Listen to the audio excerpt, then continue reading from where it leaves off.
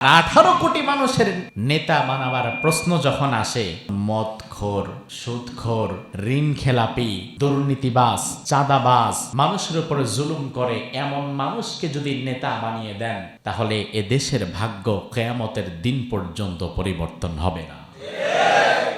আমাদের নেতারা দলের চশমা দিয়ে তাকায়, এজন্য দলের চশমার বাইরে যারা থাকে এদের দিকে চোখ যায় না। ইনসাফের চশমা পড়েন। আল্লাহ তাআলা কোরআনের মধ্যে বলছেন, ইন্নাল্লাহা ইয়া'মুরু বিল আদলি ওয়াল ইহসান। আমি ইনসাফ এবং ন্যায় বিচারের জন্য দুনিয়ার সকল মানুষকে আদেশ করছি। তাহলে আদেশ করছেন কে? আল্লাহ। সাধারণ মানুষের মধ্যে ইনসাফ যতটা না থাকা লাগবে, নেতার মধ্যে ইনসাফ তার চেয়ে বেশি। আগামীর বাংলাদেশ যে কোনো দল খুশি পরিচালনা করতে পারে, তবে আপনাদের কাছে সাধারণ মানুষ হিসেবে আমাদের আবদার হচ্ছে, ইসলাম কায়েম করতে না পারলেও অন্তত পক্ষে এবার ইনসাফটা কায়েম করেন, ন্যায় বিচারটা কায়েম করেন। অন্যায় যে করবে, অপরাধ যে করবে, সে যেই কোনো দলেরই হোক না কেন, বিএনপির হলে তার যেমন শাস্তি, জামাতের হলে তারও তেমন শাস্তি, এনসিপির হলে তারও তেমন শাস্তি। অন্যায় যে করবে, এই অন্যায়ের শাস্তি তারেক রহমান সাহেবের জন্য যেটা, ডক্টর শফিকুর রহমান সাহেবের জন্য যেটা, আবার সাভারে ব্রিজের নিচে যে লোক জুতা সেলাই করে তার জন্য এটাই। রাষ্ট্রের এমন একটা আলাদা ফোর্স, এমন একটা ইউনিট গঠন করা দরকার, যাদের অন্য কোনো কাজ নাই, যাদের শুধু কাজ থাকবে এই 300 জনকে পাহারা দেওয়া। প্রতি 6 মাস অন্তর অন্তর এই হলফনামা টানা হবে। তার স্থাবর অস্থাবর ব্যাংক ব্যালেন্স, ছেলের অ্যাকাউন্ট, মেয়ের অ্যাকাউন্ট, ভাবির অ্যাকাউন্ট, জামাইয়ের অ্যাকাউন্ট, অমুকের অ্যাকাউন্ট, তমুকের অ্যাকাউন্ট, সবগুলো তার নখদর্পণে রাখতে হবে। 6 মাস পরে যদি দেখা যায় কোনো এমপির হঠাৎ করে সম্পদের পরিমাণ বেড়ে গেছে, সে যদি জবাব দিতে না পারে, ভ্যালিড রিজন দেখাতে না পারে, অটোমেটিক্যালি সব সম্পদ বাজেয়াপ্ত করে রাষ্ট্রীয় কোষাগারে জমা দিয়ে ওই এমপিকে তার পদ থেকে পদত্যাগ করাতে বাধ্য করতে হবে। কোরআন এবং সুন্নাহ থেকে আজ আমরা একজন আদর্শ নেতার 7টি গুণাবলী তুলে ধরব। জোরে বলেন, কয়টি? 7টি। এই গুণাবলীগুলো নির্দিষ্ট কোনো দলের, নির্দিষ্ট কোনো ব্যক্তির জন্য নয়।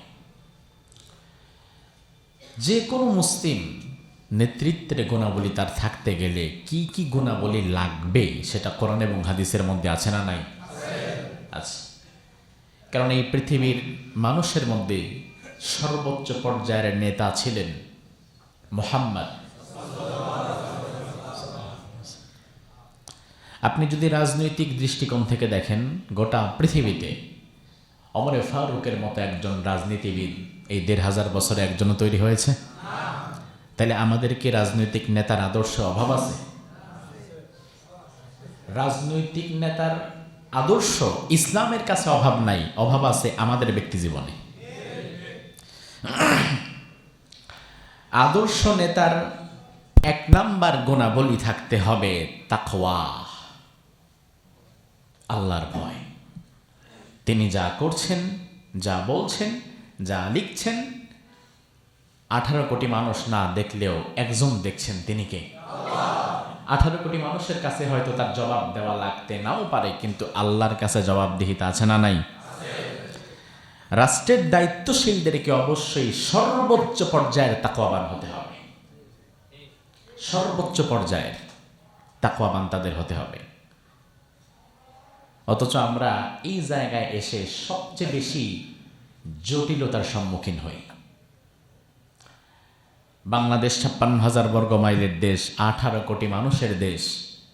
এই 18 কোটি মানুষের ইমাম যিনি হবেন, 18 কোটি মানুষের তাকওয়া যতটা না দরকার, ইমামের তাকওয়া তার চেয়ে কম দরকার না বেশি দরকার? এই মসজিদে বিড়ি খায় এমন মুসল্লি আছে না নাই? হয়তো মসজিদে ঢোকার আগে বিড়িতে টান দিয়া কুলিটুলি করে এসে বসছে, এমন নাই? আপনি বলবেন, নাই উঠ, বিড়ি খেয়েছিস, উঠ, বলতে পারবেন? কিন্তু আমারে যদি কোনোদিন দেখেন বাস স্ট্যান্ডের দ্বারা বিড়ি খাইতেছি, পরের দিন থেকে আর জীবনে নামাজ পড়বেন আমার পেছনে? খেতা করি তোর ক্ষতি বেড়ে, বিড়ি খাইলো কেন?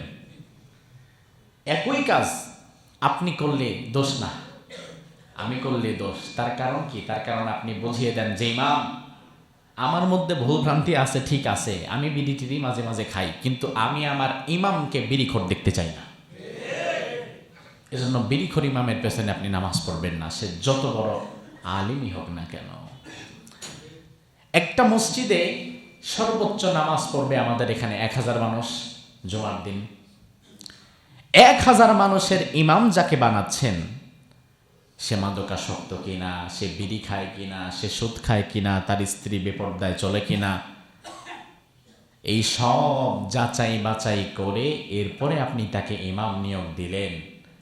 আর 18 কোটি মানুষের নেতা বানাবার প্রশ্ন যখন আসে, তখন এগুলো আর আপনি দেখলেন না।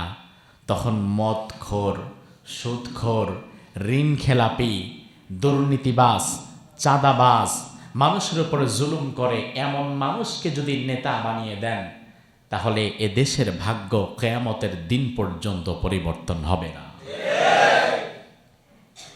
1000 মানুষের ইমামের তাকওয়া যতটা না দরকার, 18 কোটি মানুষের ইমামের তাকওয়া তার চেয়ে কম দরকার না বেশি দরকার? 1000 মানুষের নেতা বানাতে গেলে আপনি তাকওয়া দেখলেন, আর 10 লাখ, 12 লাখ, 8 লাখ, 6 লাখ, 4 লাখ, 5 লাখ মানুষের এমপি বানাবার সময় আপনি তাকওয়া দেখলেন না। তাহলে একজন আদর্শ নেতার সর্বপ্রথম গুণাবলী হচ্ছে তার মধ্যে থাকতে হবে কি? তাকওয়া। এবার দেখেন সহিহ মুসলিম 1731 নম্বর হাদিস। হুজুর, আদর্শ নেতার গুণাবলীর মধ্যে তাকওয়া কি আপনি নিজে ঢুকাইছেন? না, আমি ঢুকাই নাই। আমার প্রত্যেকটা কথা হয়তো কোরআনের আয়াত অথবা হাদিস থাকবে, হাদিসের নাম্বারও বললাম আপনাকে, এরপরেও অবিশ্বাস করেন না ভাই। আল্লাহর হাবিব এই হাদিসের মধ্যে বললেন, কানা রাসূলুল্লাহ সাল্লাল্লাহু আলাইহি ওয়াসাল্লাম ইযা আমারা আমিরান আলা জাইশিন আও সারিয়াতিন আওসাহু ফি খাসাতিহি বিতাকওয়াল্লাহ। রাসূল যখন কোনো ব্যক্তিকে কোনো গোত্রের কাছে আমির, নেতা বানিয়ে পাঠাতেন, তখন স্পেশালি সর্বোচ্চ পর্যায়ের তাকে উপদেশ দিতেন বিতাকওয়াল্লাহ, তাকওয়ার উপদেশ দিতেন। তাইলে আমাদের নেতাদের মধ্যে 1 নাম্বার গুণাবলী যে তাকওয়া থাকা লাগবে, এটা কি রাসূলের হাদিসের মধ্যে আছে না নাই? আল্লাহ রাব্বুল আলামিন কোরআনে কারীমের মধ্যে তিনিও বলে দিয়েছেন, ইন্না আকরামাকুম ইনদাল্লাহি আতকাকুম। নিশ্চয়ই আমি আল্লাহর কাছে দুনিয়ার এমপিদের কোনো দাম নাই, মন্ত্রী হওয়ার মধ্যে কোনো মর্যাদা নাই, প্রেসিডেন্ট হওয়ার মধ্যে কোনো মর্যাদা নাই। আমি আল্লাহর কাছে মর্যাদা আছে ওই ব্যক্তির যার অন্তরের মধ্যে তাকওয়া আছে। সুবহানাল্লাহ। এই জন্য রাষ্ট্রের দায়িত্বশীলের 1 নাম্বার গুণাবলী কি থাকা লাগবে? তাকওয়া। 2 নাম্বার একজন আদর্শ নেতার গুণাবলী হচ্ছে তার মাঝে থাকা লাগবে ইনসাফ। কি কি ইনসাফ মানে? ন্যায় বিচার। ইনসাফ মানে ন্যায় বিচার। এটা হচ্ছে নেতার অন্যতম বৈশিষ্ট্য। তার কাছে নিজের দল হোক আর বিরোধী দল হোক, সকলকে সমান দৃষ্টিতে দেখা লাগবে। সে যদি বাংলাদেশের সর্বোচ্চ ক্ষমতায় বসে, যে কোনো দল হোক না কেন, ইনসাফের দৃষ্টিতে তাকাতে হবে। আর আমাদের নেতারা দলের চশমা দিয়ে তাকায়। এই জন্য দলের চশমার বাইরে যারা থাকে এদের দিকে চোখ যায় না। ইনসাফের চশমা পরেন। আল্লাহ তাআলা কোরআনের মধ্যে বলছেন, ইন্নাল্লাহা ইয়া'মুরু বিল আদলি ওয়াল ইহসান। আমি ইনসাফ এবং ন্যায় বিচারের জন্য দুনিয়ার সকল মানুষকে আদেশ করছি। তাহলে আদেশ করছেন কে? আল্লাহ। সাধারণ মানুষের মধ্যে ইনসাফ যতটা না থাকা লাগবে, নেতার মধ্যে ইনসাফ তার চেয়ে বেশি থাকা লাগবে। আপনাকে ন্যায় বিচার করতে হবে। আগামীর বাংলাদেশ যে কোনো দল খুশি পরিচালনা করতে পারেন, আমরা জানি না কে পরিচালনা করবেন, আল্লাহ কি রেখেছেন। তবে আপনাদের কাছে সাধারণ মানুষ হিসেবে আমাদের আবদার হচ্ছে, ইসলাম কায়েম করতে না পারলেও অন্তত পক্ষে এবার ইনসাফটা কায়েম করেন, ন্যায় বিচারটা কায়েম করেন। ইনসাফ কায়েম করতে না পারলে সমাজ তো কোনোদিন সংস্কার হবে না। অন্যায় যে করবে, অপরাধ যে করবে, সে যেই কোনো দলেরই হোক না কেন, বিএনপির হলে তার যেমন শাস্তি, জামাতের হলে তারও তেমন শাস্তি, এনসিপির হলে তারও তেমন শাস্তি। অন্যায় যে করবে, এই অন্যায়ের শাস্তি তারেক রহমান সাহেবের জন্য যেটা, ডক্টর শফিকুর রহমান সাহেবের জন্য যেটা, আবার সাভারে ব্রিজের নিচে যে লোক জুতা সেলাই করে তার জন্য এটাই। ডিফারেন্ট কোনো শাস্তি না। অন্যায় যে যতটুকু করবে, ইনসাফ ভিত্তিক সে ততটুকু পেয়ে যাবে। মদিনাতে রাসূলুল্লাহ গেলেন, চুরি করে ধরা পড়ল মাখজুম গোত্রের এক নারী। সম্পর্কে এই নারী রাসূলের দাদির সাথে আত্মীয় হয়ে যায়। আবার কুরাইশ বংশের সম্ভ্রান্ত নারী। এই নারীর হাত কাটলে কেমন যেন রাসূলের কিছুটা নাক কাটা যায়, ইজ্জতে লাগে। দেখছো, মোহাম্মদ নিজে আইন করছে, এখন নিজের বংশের একজনেরই হাত কাটতে হইতেছে। সাহাবীরা চিন্তা করলেন, হাত কাটা থেকে কোনো মতো বিরত রাখা যায় কিনা। রাসূলুল্লাহর কাছে যায়েদ রাদিয়াল্লাহু আনহুর ছেলে ওসামা গিয়ে বলল, ইয়া রাসূলুল্লাহ, একটু কি হাত কাটা কমায়া, যেহেতু সম্ভ্রান্ত উচ্চ বংশের নারী, পুরা হাতটা না কেটে একটুখানি হাতের এই একটা আঙ্গুলের একটুখানি কেটে দেওয়া যায় না? একটু কমায় দেন শাস্তিটা তার জন্য। আল্লাহর হাবিব রেগে গেলেন। সাহাবায়ে কেরামের সামনে তিনি দাঁড়ালেন, দাঁড়িয়ে তিনি খুতবা দিলেন। ওই খুতবায় তিনি কি বললেন দেখেন। রাসূল বলেন, ওয়াল্লাহি লাউ আন্না ফাতিমাতা বিনতা মুহাম্মাদিন সারাকাত লাকাতাতু ইয়াদাহা। এই যে আমি নবী তোমাদের সামনে তলোয়ার নিয়ে দাঁড়ালাম ওই নারীর হাত কাটার জন্য, ওই নারী না হয়ে আজকে যদি আমার মেয়ে ফাতেমা চুরি করে ধরা পড়তো, আমি নবী নিজে প্রথম আঘাত করে আমার ফাতেমার হাত কেটে দিতাম। ইনসাফ আছে না নাই? ইনসাফ। এই জন্য রাষ্ট্রনায়কের 2 নাম্বার গুণাবলী থাকা লাগবে ইনসাফ। ইনসাফ না থাকলে আপনার দ্বারা সমাজ সংস্কার হবে না। 3 নাম্বার, একজন আদর্শ রাষ্ট্রনায়কের, একজন আদর্শ নেতার 3 নাম্বার গুণাবলী হচ্ছে, তিনি নিজস্ব মতামত সারা জীবন সবার উপরে চাপিয়ে দিবেন না, তিনি পরামর্শ ভিত্তিক কাজ করবেন। কথা বুঝতে পেরেছেন? পরামর্শ ভিত্তিক কাজ করতে হবে, মাশওয়ারা করতে হবে। তার আলাদা একটা বোর্ড থাকা লাগবে, মাজলিসে শুরা নামে, যেটা রাসূলুল্লাহর জামানাতেও ছিল। মাজলিসে শুরা এমন একটা বোর্ড থাকা লাগবে, প্রধানমন্ত্রী যিনি হবেন তিনি যখন যেটা খুশি সেটা করতে পারবেন না।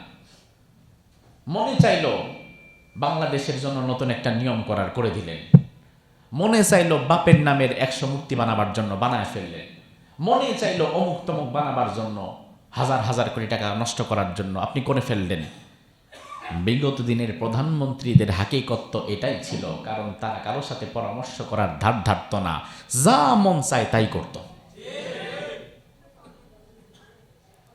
কিন্তু ইসলামের বিধান হচ্ছে আপনার একটা পরামর্শ সভা থাকবে। এই পরামর্শ সভায় আপনি একজন নিজ দেশ সম্পর্কে ভালো জানে এমন মানুষকে রাখবেন, বহির্বিশ্বের সাথে কূটনৈতিক সম্পর্ক ভালো মেনটেন করতে পারে এমন মানুষকে রাখবেন। এখানে আপনি একজন অভিজ্ঞ ডাক্তার সাহেব রাখবেন, একজন ইঞ্জিনিয়ার রাখবেন, একজন বিচক্ষণ আলেমে দ্বীনকে এখানে রাখবেন, প্রচলিত সমাজ ব্যবস্থা এবং শিক্ষা ব্যবস্থা নিয়ে ভালো বোঝে এমন একজনকে রাখবেন। অর্থাৎ সমাজের সর্বস্তরের মানুষের প্রতিনিধিত্ব করতে পারে এমন একজন একজন একজন করে একটা মাজলিসে শুরার বোর্ড গঠন করবেন। যে কোনো সিদ্ধান্ত নিতে গেলে আগে মাজলিসে শুরায় সেটা উপস্থাপিত হবে। মেডিকেল সায়েন্স এর এগেনস্টে কোনো কথা বলেছে কিনা এটা ডাক্তার বলবে, বহির্বিশ্ব এর বাহিরে কোনো কথা বলতে পারে কিনা এটা কূটনৈতিক বলবে, শিক্ষা ব্যবস্থার মধ্যে এভাবে কোনো কাটছাট করা যায় কিনা এটা শিক্ষা বিভাগীয় দায়িত্বশীল বলবে, কোন আইন পাশ করলে এটা ধর্মের বিরুদ্ধে চলে যায় কিনা এটা ওই আলেম বলবে। এভাবে করে যদি একটা মাজলিসে শুরা গঠন করে পরামর্শ ভিত্তিক দেশ চালাতে পারেন, আমার বিশ্বাস বাংলাদেশের উপর আল্লাহর রহমত নাজিল হবে। আমার কথা কি বোঝেন? আপনি কি একমত? এখন আপনি যদি মনে করেন না, আমার বাপের দেশ, অমুকের দেশ, তমুকের দেশ, যা খুশি তাই করবো, যেমনি খুশি অমনি চালাবো, যেভাবে খুশি সেভাবে আপনি চালাতে পারেন, তবে যেভাবে খুশি সেভাবে চালাতে গেলে কিছুদিন পরে আবার বর্ডার ক্রস করে চলেও যাওয়া লাগবে। এই যে পরামর্শ ভিত্তিক কাজ, এর বিধানটা কি ইসলামে আছে না নাই? আল্লাহ রাব্বুল আলামিন কোরআনে কারীমের মধ্যে বিশ্বনবীকে বললেন, ওয়াশাওিরহুম ফিল আমর। আল্লাহ বললেন, নবী আপনি যখন কোনো কাজ করার ইচ্ছা পোষণ করবেন, নিজে নিজে করবেন না, আগে সাহাবীদের সাথে পরামর্শ করেন। অথচ আমার ভাই জবাব দিবেন, আল্লাহর আকাশের নিচে জমিনের উপরে রাসূলুল্লাহর চাইতে বেশি বুদ্ধিমত্তা সম্পন্ন কি আর কেউ ছিল? সাহাবীরা কি রাসূলের সমান? কথা বলেন। সাহাবীরা কোনো দিক থেকে রাসূলের একটা চুলের সমানও নয়, কারণ রাসূল আল্লাহর আকাশের নিচে জমিনের উপরে সর্বশ্রেষ্ঠ, ঠিক কিনা? আল্লাহ রাব্বুল আলামিন বিশ্ব নবীর মতো মহামানবকে বললেন, নবী কোনো কাজ যখন করতে চাইবেন নিজে নিজে না করে আগে সাহাবীদের সাথে পরামর্শ করেন, কারণ পরামর্শ ভিত্তিক কাজের মধ্যে বরকত আছে না নাই? খন্দকের যুদ্ধের সময় সাহাবায়ে কেরাম দুর্বল, অন্যদিকে বিপরীত মতের শক্তি তারা বেশি, কাফিরদের সাথে সাহাবীরা কোনোভাবে পেরে উঠবে না। বিশ্বনবী চিন্তা করলেন কিভাবে যুদ্ধ করা যায়, মদিনার ভিতরে থেকে না বাহিরে থেকে কেমনে কি যুদ্ধ করব। সাহাবায়ে কেরামকে ডেকে পরামর্শ নিলেন। ওই পরামর্শ সভায় একজন সাহাবী, তার নাম সালমান ফারসি, তিনি দাঁড়িয়ে গেলেন, দাঁড়িয়ে বললেন, ইয়া রাসূলুল্লাহ আমার পরামর্শ হচ্ছে এই মদিনা শহরের চারপাশে আমরা রাস্তাঘাট কেটে ফেলি, পরবর্তীতে না হয় আবার লাগাবো, তবে আপাতত রাস্তাঘাটগুলো কেটে ফেলি, পরিখা খনন করি, গর্ত খনন করে ফেলি, যেন বিশাল হাতির পাল, ঘোড়ার পাল নিয়ে অস্ত্র শস্ত্র গোলা বারুদ নিয়ে তারা মদিনায় প্রবেশ করতে না পারে। এই মতটা রাসূলের ছিলেন না, কিন্তু সালমান ফারসির মতের উপরে রাসূল সেদিন সিদ্ধান্ত দিয়েছিলেন। এই জন্য ওই খন্দকের যুদ্ধে আল্লাহ তাআলা বিজয় দান করে বুঝিয়ে দিলেন, পরামর্শের ভিত্তিতে যদি কাজ করেন আমি আল্লাহ তাআলা সেখানে বরকত দিয়ে দেব। রাসূলুল্লাহ নিজের মতের বাহিরে গিয়ে সালমান ফারসির মতকে গ্রহণ করে নিলেন। ভাই, রাসূল যদি নিজের মতের বাহিরে গিয়ে সালমান ফারসি রাদিয়াল্লাহু আনহুর মত গ্রহণ করতে পারে, আপনি কোথাকার কে? আপনি কোথাকার কে যে সারা জীবন আপনি যা বলবেন এভাবেই করবে? বরং আপনাকেও তো মাজলিসে শূরায় বসে সুচিন্তিত মতামত নিয়ে এরপরে রাষ্ট্রের একটা সিদ্ধান্ত দেওয়া দরকার। এটা যদি না করেন, আপনার অহংকারিতা দিন দিন বেড়ে যাবে এবং রাষ্ট্র এর দ্বারা বিপদগ্রস্ত হবে। এজন্য আগামীর বাংলাদেশে যেই কোনো দল ক্ষমতায় আসুক না কেন, একটা থাকবে সরকারি দল, আরেকটা বিরোধী দল। সরকারি দল এবং বিরোধী দলের নেতাদেরকে একত্রিত হয়ে বসে সুচিন্তিত পরামর্শে সকলে মিলে যদি দেশটা পরিচালনা করেন, তাহলে বরকত আছে না নাই? সরকারি দল বিরোধী দল নির্বাচনের পরে তারা যদি একত্রিত হয়ে সংসদে একের পর এক শব্দ বোমা না ছড়ে সহাবস্থান নিয়ে যদি কাজ করে, আর 18 কোটি মানুষ যদি এক কাতারে দাঁড়িয়ে দেশটাকে গড়ার জন্য সামনের দিকে এগিয়ে যায়, তাহলে ভারতের দালালি করে আর দেশকে নেওয়া জাল লাগবে না। কারণ আমি যদি ভেতরগতভাবে আমার ঐক্য থাকে, বাহিরের শত্রু আমার চুলও ছিঁড়তে পারবে না। আর বাহিরের শত্রু ক্ষতি করবে তখন, ভেতরগত ঐক্য বিনষ্ট হবে যখন। এজন্য এটা হচ্ছে আদর্শ নেতার 3 নাম্বার গুণাবলী। একজন আদর্শ নেতার 4 নাম্বার কোয়ালিটি হচ্ছে জনগণের প্রতি তার দয়া এবং মমতা থাকা লাগবে। নেতা শুধু জনগণের শাসক নন, নেতা হবে দয়ালু একজন অভিভাবক। তার মধ্যে দয়া কাজ করবে, মায়া কাজ করবে। ক্ষমতার মসনদের চাইতে বেশি একটা প্রাণের দাম দেওয়া লাগবে তাকে। কোনো প্রাণ যেন নষ্ট না হয় তার কোনো সিদ্ধান্তের ভুলের কারণে, তাকে দয়াবান হতে হবে। এবার দেখেন রাসূল হাদিসের মধ্যে কি বলেন। আল্লাহর হাবিব বলেন, আল্লাহুম্মা মান ওয়ালিয়া মিন আমরি উম্মতি শাইআন ফাশাক্কা আলাইহিম ফাশকুক আলাইহি ওয়া মান ওয়ালিয়া মিন আমরি উম্মতি শাইআন ফারাফাকা বিহিম ফারফাকা বিহি।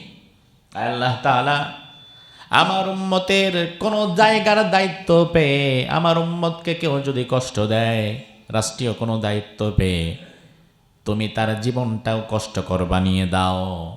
আর আমার উম্মতের দায়িত্ব পেয়ে আমার উম্মতের প্রতি সে যদি সহজ করে দেয়, তাদের প্রতি সে যদি মায়া মমতা প্রদর্শন করে, তুমি তোমার রহমতের চাদর দিয়ে তাকে ঢেকে নাও।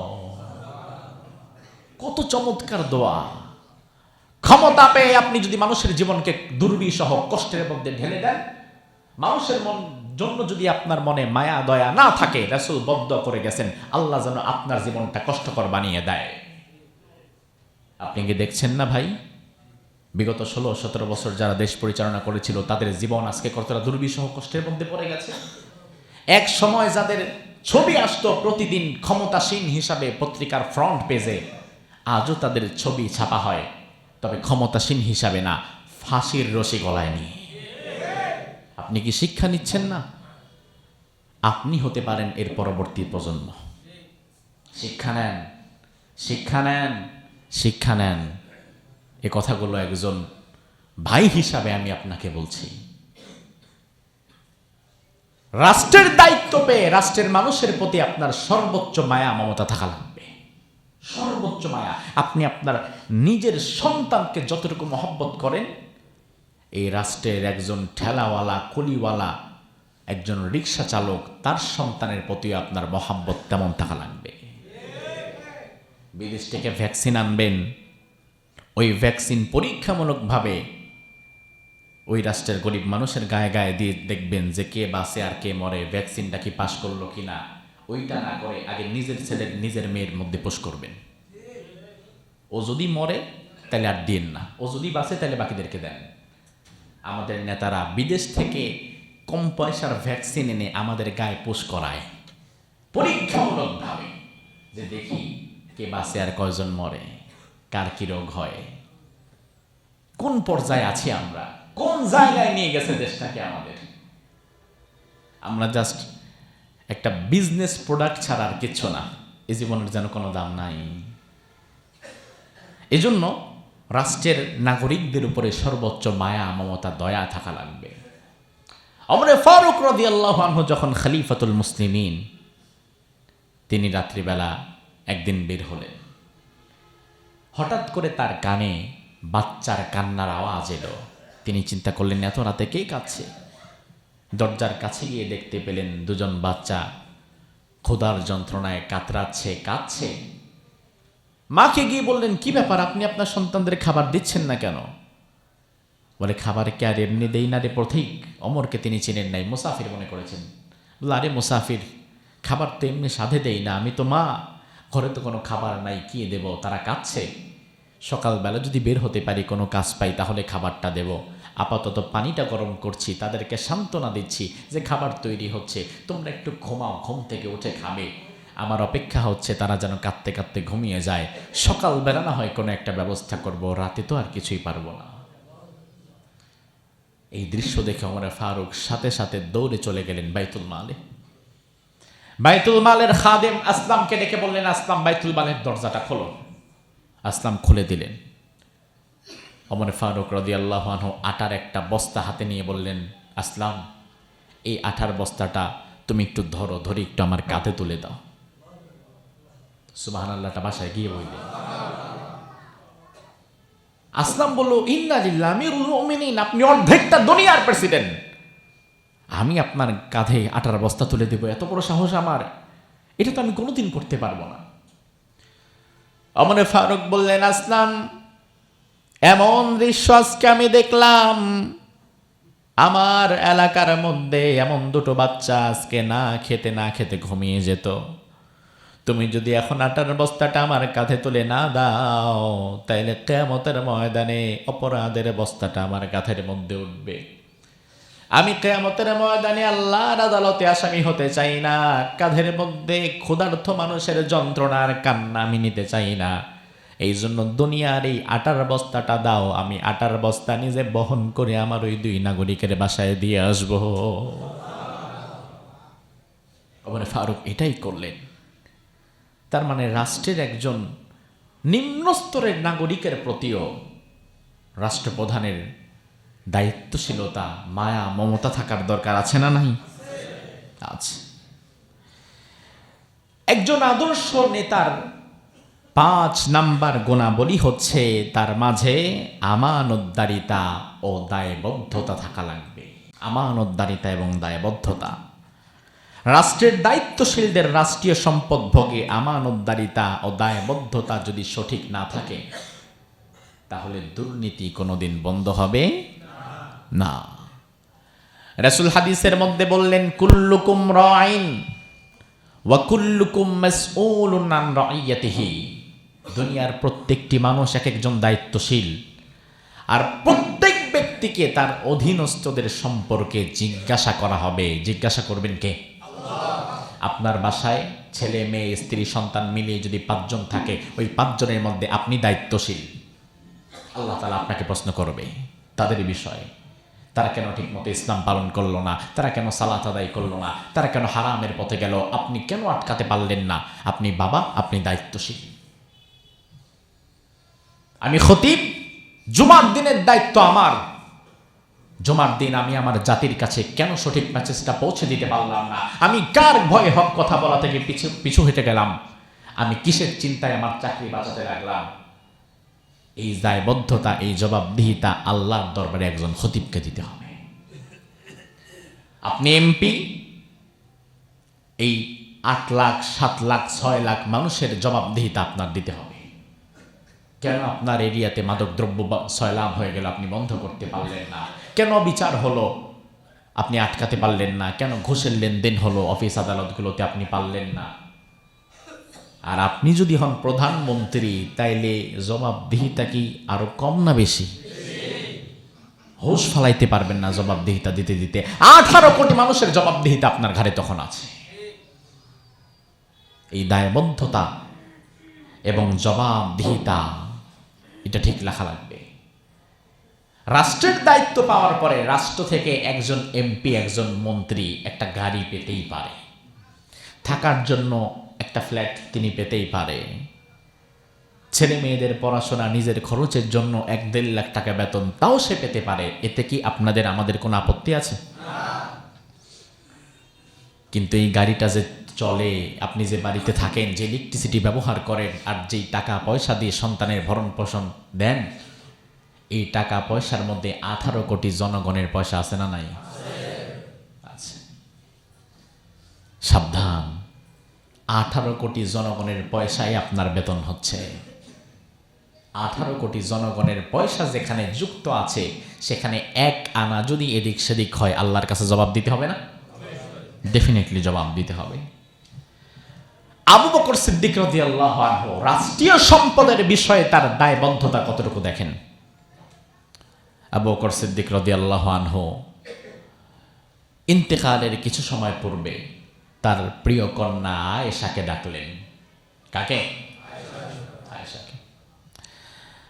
আবু বকর সিদ্দিক রাদিয়াল্লাহু আনহু মা আয়েশাকে ডেকে বলেন, আয়েশা, আমার শারীরিক অবস্থা এমন পর্যায়ে চলে গিয়েছে, আমার মনে হয় আমি আর বেশি সময় ধরে পৃথিবীতে থাকতে পারবো না। ও আয়েশা, 2.5 বছর পর্যন্ত মুসলিম জাহানের খলিফা আমি ছিলাম, দায়িত্বশীল আমি ছিলাম। আমি আমার নিজের অতীব প্রয়োজন হিসেবে ব্যবহারের জন্য 2টা জিনিস নিয়েছি রে আয়েশা। এক হচ্ছে আমার গায়ের যে মোটা চাদর, এই চাদরটা আমি বাইতুল মাল থেকে নিয়েছিলাম। আরেক হচ্ছে যে উটটা দিয়ে আমি চলাচল করি, উটটা আমি নিয়েছিলাম। তবে 2.5 বছরের মধ্যে সর্বোচ্চ আমি সম্মান এবং সর্বোচ্চ আমানতদারিতা প্রদর্শন করেছি 2টি জিনিসের প্রতি।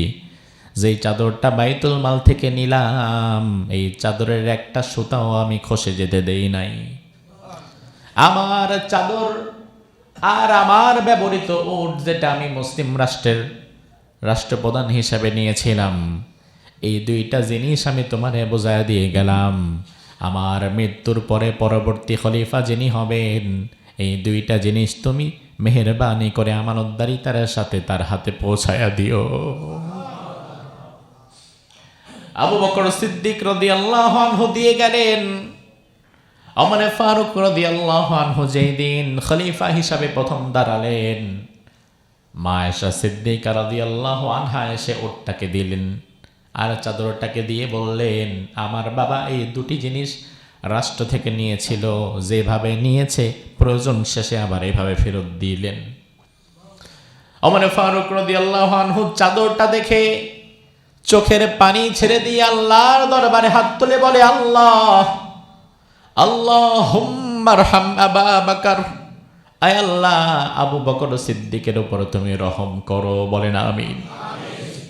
আয় আল্লাহ আবু বকরের প্রতি তুমি রহম করো। আবু বকর আমাদের জন্য দায়িত্বের এমন মাপকাঠি রেখে গিয়েছেন, যে মাপকাঠি পালন করা আমাদের জন্য তুমি সহজ করে দাও। এই হচ্ছে খলিফাতুল মুসলিমিন, এই হচ্ছে আদর্শ নেতৃবৃন্দ। রাষ্ট্র থেকে যা নিয়েছে বিদায়ের সময় সব বুঝিয়ে দিয়েছে, একটা সুতা পর্যন্ত ঝরতে দেয় নাই। আলী রাদিয়াল্লাহু আনহু তিনি যখন খলিফা হলেন, রাতের বেলায় তার ব্যক্তিগত একজন মেহমান কিছু কথা বলার জন্য তার কাছে আসছে। আলী রাদিয়াল্লাহু আনহু তখন লেখালেখি করছিলেন, রাষ্ট্রের বিভিন্ন কাগজে সাইন করছেন, বিভিন্ন হিসাব কিতাব মিলাচ্ছেন। ওই লোক এসে বসে আছে আধা ঘন্টা পাশে। আধা ঘন্টা পরে রাষ্ট্রের কাজ যখন শেষ হলো, আলী রাদিয়াল্লাহু আনহু যে কুপিবাতিটা জ্বলছিল এটা নিভিয়ে দিলেন। নিভিয়ে দিয়ে ঘর থেকে আরেকটা কপিবাতি নিয়ে আসলেন। ওই লোক বলল যে, ঘটনা কি? আপনি একটা কপিবাতি বন্ধ করলেন, আবার আরেকটাই নিয়ে আসলেন, এটাই তো থাকতে পারত। আলী রাদিয়াল্লাহু আনহু বললেন, ভাই রে, এই আধা ঘন্টা পর্যন্ত আমি যে কাজ করছিলাম এটা রাষ্ট্রের কাজ, আর এই কপিবাতির যে তেল এটা রাষ্ট্রের টাকায় কেনা। এই রাষ্ট্রের তেল পুড়িয়ে রাষ্ট্রের কাজ করছি, সমস্যা নাই। কিন্তু এই কাজ বন্ধ করে আমি যখন তোমার সাথে ব্যক্তিগত কথা বলবো, তখন তো সেটা তোমার আমার ব্যক্তিগত কাজ, আর ব্যক্তিগত কাজে রাষ্ট্রের এক ফোঁটা তেলও তো আমি দিতে দেব না। কথাগুলো মাথায় ঢোকান, এগুলা গল্প না, ইতিহাস, আমার পূর্বসূরীদের ইতিহাস। এক ফোঁটা তেলের হিসাব পর্যন্ত তারা করেছে। আর আজ আমাদের এমপি মন্ত্রীরা 5 বছরের দায়িত্ব পেলে 14 পুরুষ যেন বসে খেতে পারে ওই ব্যবস্থা করে রেখে যায়। নাই এমন মানুষ বাংলাদেশে? বোঝার স্বার্থে বলি, মনে পড়ে গেছে বিগত সরকারের এক ভূমিমন্ত্রী আমেরিকায় তার বাড়ির সংখ্যা পাওয়া গেছে 260টা। কয়টা?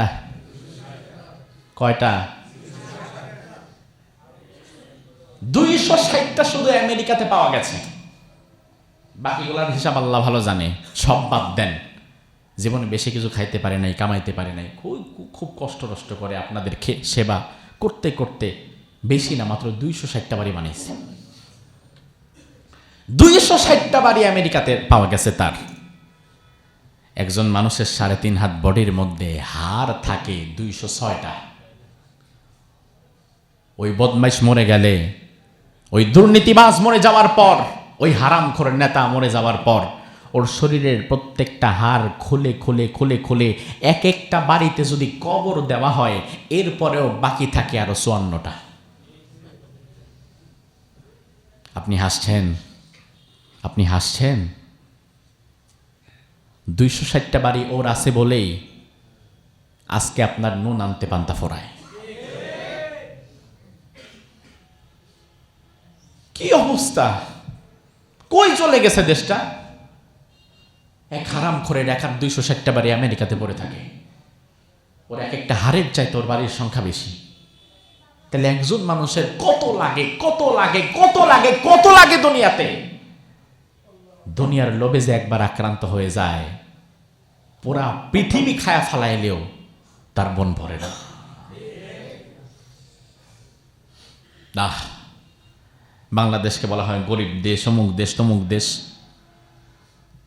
অথচ আমার দেশটা যে এখনো টিকে আছে এক আল্লাহর রহমত ছাড়া আর প্রবাসীদের অবদান ছাড়া কিচ্ছু না। নাহলে কবে আপনারে ভিক্ষার থালা নিয়ে রাস্তায় বসে যেতে হতো? এখনো যে টিকে আছে, এখনো যে আল্লাহ সুযোগ দিয়েছে। এজন্য আমি মনে করি নির্বাচনের হলফনামায় আমাদের এমপি ক্যান্ডিডেট যারা, তাদের সম্পদের বিবরণ আছে না? কথা হয় না? না আমি জানি, আপনারা কেউ জানেন না। হুজুর, সব রিস্ক আপনার। নির্বাচনের হলফনামায় এমপি ক্যান্ডিডেট যারা, তাদের সম্পদের বিবরণ আছে না নাই? রাষ্ট্রের এমন একটা আলাদা ফোর্স, এমন একটা ইউনিট গঠন করা দরকার যাদের অন্য কোনো কাজ নাই, যাদের শুধু কাজ থাকবে এই 300 জনকে পাহারা দেওয়া। প্রতি 6 মাস অন্তর অন্তর এই হলফনামা টানা হবে। তার স্থাবর অস্থাবর ব্যাংক ব্যালেন্স, ছেলের অ্যাকাউন্ট, মেয়ের অ্যাকাউন্ট, ভাবির অ্যাকাউন্ট, জামাইয়ের অ্যাকাউন্ট, অমুকের অ্যাকাউন্ট, তমুকের অ্যাকাউন্ট, সবগুলো তার নখদর্পণে রাখতে হবে। 6 মাস পরে যদি দেখা যায় কোনো এমপির হঠাৎ করে সম্পদের পরিমাণ বেড়ে গেছে, সে যদি জবাব দিতে না পারে, ভ্যালিড রিজন দেখাতে না পারে, অটোমেটিক্যালি সব সম্পদ বাজেয়াপ্ত করে রাষ্ট্রীয় কোষাগারে জমা দিয়ে ওই এমপিকে তার পদ থেকে পদত্যাগ করাতে বাধ্য করতে হবে। আর কত খাবেন? আর কত দেশটাকে নষ্ট করবে? এই নিয়ম কানুনগুলো যদি মেনে নেওয়া হয়, আওয়ামী লীগ বলেন, জামাত বলেন, বিএনপি বলেন, হেফাজত বলেন, খেলাফত বলেন, দিন শেষে বাংলাদেশের মানুষই তো আমরা সবাই। এই নিয়ম কানুনগুলো যদি বাংলাদেশে অ্যাক্টিভ করা হয়, তাহলে লাভ হচ্ছে বাংলাদেশের 18 কোটি জনগণের, আর লস হচ্ছে দুর্নীতিবাজ এবং এর মানসিকতা যারা রাখে ওই সমস্ত চেলাচামুন্ডদের। এই নিয়ম যদি না করেন, তাহলে আবারও 260টা বানাইছে তো একজন, সামনে একজন 560টা বানাবে, এবং সেটা আপনার থেকে নিয়েই বানাবে, আসমান থেকে না। এই জন্য এই বিষয়গুলো মাথায় রাখা দরকার। আদর্শ নেতৃবৃন্দ, আদর্শ নেতার 6 নাম্বার গুণাবলী হচ্ছে, তাকে ভীরু কাপুরুষ হলে চলবে না, তাকে অটল, সাহসী ও দৃঢ় সংকল্প করণেওয়ালা একজন মানুষ হতে হবে। রাষ্ট্রের কল্যাণে প্রয়োজনে শক্ত সিদ্ধান্ত নিতে হবে, এতে যা হওয়ার হবে, অবিচল থাকা লাগবে। আল্লাহ কোরআনের মধ্যে বললেন, নবী, পরামর্শের পরে যদি আপনি মনে করেন কোন সিদ্ধান্ত নেবেন, তাইলে আর দোদুল্যমান থাকবেন না। ফাইদা আযামতা ফাতাওয়াক্কাল আলাল্লাহ, সিদ্ধান্তটা মজবুত করে নিয়ে আল্লাহর প্রতি ভরসা করে এগিয়ে যাবেন। কে বলছেন? আল্লাহ। এই গুণাবলীটা একজন আদর্শ নেতার গুণাবলী হওয়া দরকার। ভারত পেঁয়াজ দেয়া বন্ধ করে দিবে, অমুক দেশ সেটা করছে সেটা করছে, এই বলছে সেই বলছে, এই ভয়ে যদি বাংলাদেশের প্রধানমন্ত্রীর কাপড় খারাপ হয়ে যায়, তাহলে 18 কোটি মানুষের অবস্থা কি হবে? বরং রাষ্ট্রের সর্বোচ্চ পর্যায়ে যিনি বসে থাকবেন, তাকে 18 কোটি মানুষের দৃঢ় সংকল্প এবং সাহস নিয়ে সামনে আগাতে হবে। আবু বকর সিদ্দিক রাদিয়াল্লাহু আনহু যখন খলিফাতুল মুসলিমিন, হঠাৎ করে এক অঞ্চলের বাসিন্দারা বলল, আমরা আর যাকাত দিব না। সাহাবায়ে কেরাম চিন্তায় পড়ে গেলেন, হারে তারা যাকাত দিতে অস্বীকার করেছে, আর আবু বকর নরম মনের মানুষ, কিভাবে হ্যান্ডেল করবে বিষয়টা? আবু বকর সিদ্দিক রাদিয়াল্লাহু আনহু পরদিন সকালে দাঁড়িয়ে বললেন, ওয়াল্লাহি লাউ মানাউনি আকালা, আমি আল্লাহর কসম করে বলছি, বিশ্বনবীর সময় যারা উট দিত, উট দেওয়ার পরে উট আনার জন্য রশিও দিত যাকাতের, যারা ছাগল দিত, ছাগল আনার যেই খরচ ছিল, রশি ছিল, রশিও দিত, যারা ধান দিত তারা ধানের বস্তা দিয়ে দিত। আমি আবু বকর যাকাত দিতে যারা অস্বীকার করছে তাদের বিরুদ্ধে যুদ্ধ ঘোষণা করলাম। তারা যদি আমার যুদ্ধের হুমকি পেয়ে ভয়ে উট দিতে রাজি হয়, উটের রশি দিতে রাজি না হয়, আমি আবু বকর দরকার হলে তাদের গলায় পাড়া দিয়া উটের রশি বের করার জন্য রাজি হয়ে গেলাম। আবু বকর মানুষটা নরম, ব্যক্তিগতভাবে আপনি তাকে আক্রমণ করেন কিছুই বলবে না, তবে রাষ্ট্রের কোনো গুরুত্বপূর্ণ দায়িত্ব পালন করতে গিয়ে যদি কঠোর হতে হয়, তাহলে কঠোর হওয়ার জন্য সর্বোচ্চ কোয়ালিটি আবু বকরের আছে না নাই? উটের রশি না দিলে রশি নেওয়ার জন্য প্রয়োজনে জিহাদ করবে। এটা রাষ্ট্রের সম্পত্তি, দিবি না কেন? তাহলে বাংলাদেশে যারা ভ্যাট ট্যাক্স ফাঁকি দেয়, যারা জাকাত ঠিক মতো আদায় করে না, এদের ঘাড়ে পাড়া দিয়া এগুলা নেওয়ার দরকার আছে না নাই? এই জন্য তাকে দৃঢ় সংকল্প রাখতে হবে, সাহসী হতে হবে। 7 নাম্বার গুণাবলী হচ্ছে একজন আদর্শবান, দায়িত্বশীল, আদর্শবান নেতার মাঝে নম্রতা ও অহংকারহীনতা থাকতে হবে। একদিকে তিনি যেমন কঠোর হবেন, আবার অন্যদিকে তিনি নম্র থাকবেন, নরম হয়ে যাবেন। রাসূল হাদিসের মধ্যে বলেন, মান তাওয়াযা তারাফা, কেউ যদি আল্লাহর জন্য নম্র হয়ে যায়, আল্লাহ তাআলা তার মর্যাদাকে উচ্চ করে দেয়। আচ্ছা, আপনারা বলেন, ওমর রাদিয়াল্লাহু আনহু মানুষটা কি নরম না গরম? প্রচন্ড লেভেলের গরম, কথার আগে তার হাত চলে। কতটা গরম হলে রাসূলকে মারার জন্য এসেছিল, যে সাহস কেউ করে নাই। এত বেশি গরম, অথচ এই ওমর আবার জনগণের প্রতি অত্যন্ত দয়াবান। ওমর সবসময় এই ভয়টাই পেতেন, হারে আমি যে দায়িত্বশীল হচ্ছি, যদি আমি মানুষের সাথে ওই আগের আচরণ করি কি হবে? এজন্য ক্ষমতার আগে ওমর আর পরে ওমর এক না। ক্ষমতা ইমানদারকে নম্র বানায়, ভদ্র বানায়, আর ক্ষমতা অশিক্ষিত বর্বরকে আরো বেশি জালিম বানায়। ওমর ফারুকের নম্রতা দেখেন ক্ষমতা পাওয়ার পরে। ওমর ফারুকের আন্ডারে ফিলিস্তিন বিজয় হলো, বাইতুল মুকাদ্দাস বিজয় হলো। বাইতুল মুকাদ্দাসের খ্রিস্টানেরা একজোট হয়ে বলল, আমরা তোমাদের কারো কাছে বাইতুল মুকাদ্দাসের চাবি দিব না, এই চাবি দিব আমরা তোমাদের প্রেসিডেন্ট ওমরের কাছে। ওমরের কাছে চিঠি পাঠানো হলো যে আপনি একটু মদিনা থেকে যদি আসেন, চাবিটা তারা আপনার হাতে হস্তান্তর করবে। তারা এক পলক একটু দেখতে চায় যে মুসলিম জাহানের খলিফা কে, এত বিশাল সাম্রাজ্য তার হাতে, আপনাকে তারা একটু দেখতে চায়, তারা আপনার হাতে চাবিটা দিতে চায়। ওমর ফারুক রাদিয়াল্লাহু আনহু চিঠি পাওয়া মাত্রই খাদেমকে নিয়ে আর একটা উট নিয়ে বের হয়ে গেলেন, সাথে আর কেউ নাই। একটা দেশ স্বাধীন হয়েছে, ওই দেশের সবাই তাকে দেখার জন্য অপেক্ষমান, তার হাতে চাবি দিবে। তিনি এলিট ফোর্স, ডেল্টা ফোর্স কাউকে না নিয়ে একজন খাদেম নিয়ে আর একটা উট নিয়ে বের হয়ে গেছে, চলো মনে হয় বাজারে যাচ্ছি। উটের স্বভাব হচ্ছে উট নিজে নিজে যায় না, উটকে একজন একটু টানা লাগে সামনের থেকে, তাইলে উট সারাদিন হাঁটবে, আর কেউ না থাকলে উট দাঁড়ায় থাকবে। ওমর ফারুক উটের পিঠে বসা, খাদেম চাকর যে সে সামনের দিকে টানছে। কিছু দূর যাওয়ার পরে ওমর বললেন থামো। ওমর নিজে নামলেন, রশিটা হাতে নিয়ে বললেন যাও, এবার তুমি ওপরে গিয়ে বসো। আপনার ড্রাইভার নেমে গাড়ির দরজা না খুললে আপনি আগে নামেন না, আপনার হাতে ফসকা পড়বে। ওমর বললেন তুমি ওঠো। খাদেম চোখের পানি ছেড়ে দিচ্ছে, এটা কিভাবে সম্ভব? আমি উঠবো আর আপনি একজন প্রেসিডেন্ট, আপনি আরেকটা দেশে যাচ্ছেন, তারা আপনাকে একটু দেখবে, আপনি টানবেন? বলে হ্যাঁ আমি টানবো, ওঠো, কারণ আল্লাহর কাছে তুমিও যা আমিও তা। ওমর কিছু দূর গেলেন, আবার খাদেম নিচে নামলেন, ওমর উপরে উঠলেন। আবার কিছু দূর যাওয়ার পরে ওমর নিচে নামলেন, খাদেম উপরে উঠলেন। মনে হচ্ছে যেন একই মায়ের দুই ভাই যাচ্ছে, একই মায়ের পেটের দুই সন্তান।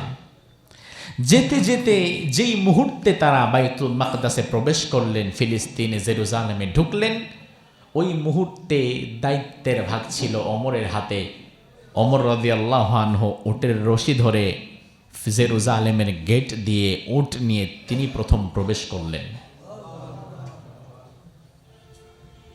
সব খ্রিস্টানেরা তাকিয়ে আছে ওমরের দিকে না, ওপরের দিকে, কারণ তাদের কাছে ওমরকে ওপরের জন। সবাই ভাবছে আচ্ছা প্রথমত খলিফাতুল মুসলিমিন এত সাধারণভাবে আসছে, কোনো বাহিনী নাই, ফোর্স নাই, গার্ড নাই, ভ্যান গার্ড নাই, কিছু নাই। কি ব্যাপার? এটাই তাদের জন্য অত্যন্ত আশ্চর্যের বিষয়। এটা কিভাবে সম্ভব? উনার মতো ব্যক্তি কি এই গোটা রাজ্য শাসন করছে? আরো অবাক হলেন যখন দেখলেন এই লোক তো ওমর না, এই উটের রশি ধরে যে টানছে এই হচ্ছে ওমর। আল্লাহ তাআলা অর্ধেকটা দুনিয়া তাদের কাছে এমনি এমনি দেয় নাই, অর্ধেকটা দুনিয়া তারা পেয়ে গিয়েছিলেন। এজন্য রাষ্ট্রের দায়িত্বশীলদের মধ্যে জনগণের প্রতি এই নম্রতা, এই দয়া, এই সহমর্মিতা থাকার দরকার কি আছে না নাই?